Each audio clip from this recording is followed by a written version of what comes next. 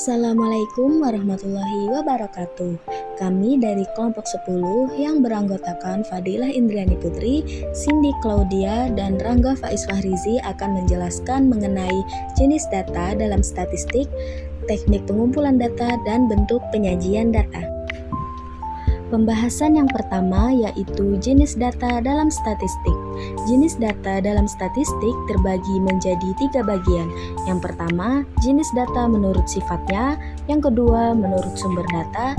Yang ketiga, menurut skala pengukuran. Jenis data menurut sifatnya ada kualitatif dan kuantitatif. Menurut sumber data ada primer dan sekunder. Menurut skala pengukuran ada nominal, ordinal, internal, dan rasio. Penjelasan selanjutnya yaitu jenis data menurut sifatnya. Seperti yang telah kita ketahui bahwa jenis data menurut sifatnya ada 2 macam, yaitu kualitatif dan kuantitatif. Kualitatif adalah suatu data yang dinyatakan dalam bentuk non-angka. Contohnya seperti kinerja, hobi, suku, dan status pernikahan. Sedangkan kuantitatif adalah kebalikan dari kualitatif, yaitu berupa angka. Kuantitatif pun masih dibedakan menjadi 2 loh, yaitu diskret dan kontinu. Diskret merupakan hasil dari pencacahan yang berupa bilangan bulat dari data kuantitatif yang diperoleh, dan kontinu adalah hasil dari pengukuran yang berupa bilangan pecahan. Contoh dari diskret diantaranya jumlah anak dan jumlah mobil. Contoh dari kontinu adalah berat badan dan jarak tempuh. Penjelasan yang kedua adalah jenis data menurut skala pengukuran. Jenis data ini memiliki 4 macam, diantaranya yaitu pertama, skala nominal. Skala nominal merupakan skala yang termasuk dalam pengukuran kualitatif dan merupakan yang paling sederhana di antara ketiga jenis lainnya. Sifatnya hanya membedakan antara kelompok atau klasifikasi data, contohnya seperti jenis kelamin. Yang kedua, skala ordinal. Skala ordinal juga termasuk ke dalam skala pengukuran kualitatif. Skala ini menggunakan urutan tertentu guna memberi peringkat dan efektif untuk data yang memerlukan urutan ketika melakukan evaluasi. Contohnya seperti kuesioner dan tingkat pendidikan SD, SMP, dan SMA. Yang ketiga, skala interval. Skala interval adalah pengukuran dengan skala numerik di mana nilai-nilai yang berdekatan memiliki jarak yang sama dan diukur sepanjang skala. Data ini pasti berbentuk angka dan merupakan salah satu skala pengukuran kuantitatif. Interval memiliki nomor atau pengukuran. Angka 0 tidak memiliki makna. Contoh skala interval adalah pengukuran suhu menggunakan derajat Celcius atau temperatur. Yang keempat, skala rasio. Rasio adalah skala pengukuran kuantitatif yang memudahkan kita untuk mencari perbedaan antara variabel dan memberi urutan data. Skala pengukuran ini memungkinkan untuk melakukan semua jenis perhitungan dan menarik kesimpulan pasti. Skala rasio memiliki angka 0 dan perbandingan 2 nilai memiliki arti.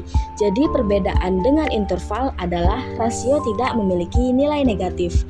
Skala pengukuran rasio adalah data ukuran tinggi badan. Contoh skala rasio adalah 0 sampai 100 dan pengangguran. Materi selanjutnya akan disampaikan oleh rekan saya. Data memiliki 2 jenis, yaitu data primer dan data sekunder. Data primer biasanya sudah didapatkan oleh lembaga tertentu seperti lembaga pengumpulan data seperti Badan Kementerian, Bank Indonesia, dan lain-lain. Sementara data primer kita harus mencarinya sendiri, baik melakukan wawancara atau dengan link kuesioner atau dengan observasi atau yang lainnya. Teknik pengumpulan data berdasarkan cara pengambilannya dibagi menjadi 4 macam, yaitu wawancara. Wawancara yaitu menanyakan subjek secara atau orang yang ingin kita data secara langsung. Observasi yaitu mengamati lingkungan dari data yang ingin kita ambil. Berikutnya adalah yang ketiga adalah link kuesioner, yaitu dengan membagikan link yang dimana link itu akan diisi oleh orang, yaitu subjek kita yang ingin kita ambil data, lalu mereka datanya akan diambil. Selanjutnya adalah dokumentasi. Yang keempat adalah dokumentasi, yaitu kita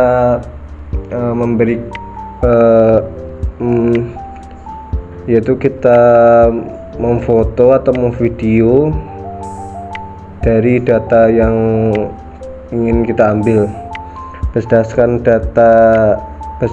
data yang diambil ada dua jenis, yaitu sensus. Sensus itu adalah rekam data dalam sebuah periode. Misalnya jumlah pendapatan suatu perusahaan dalam satu kuartal ada 3 bulan, yaitu data pendapatan perusahaan tersebut dalam 3 bulan.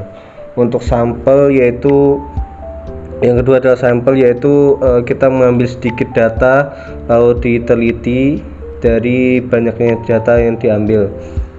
Secara penyajian data ada dua, yaitu tabel dan diagram.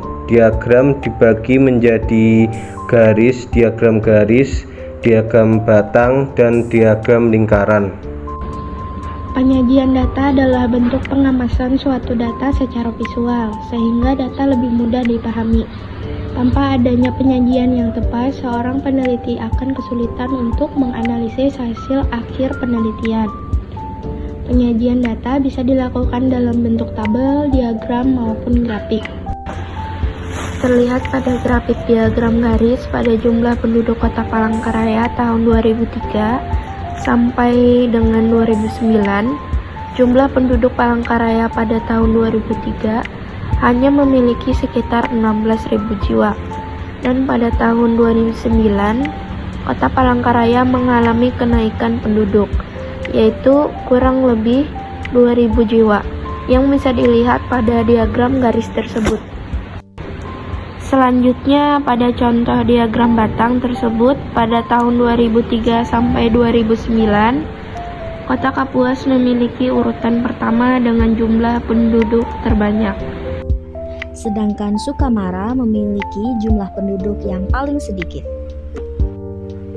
Pada diagram lingkaran menunjukkan bahwa jumlah penduduk Palangkaraya tahun 2003 menunjukkan ada kurang lebih 168.000 jiwa.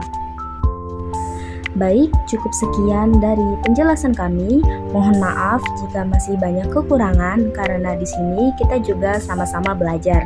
Semoga bermanfaat. Wassalamualaikum warahmatullahi wabarakatuh.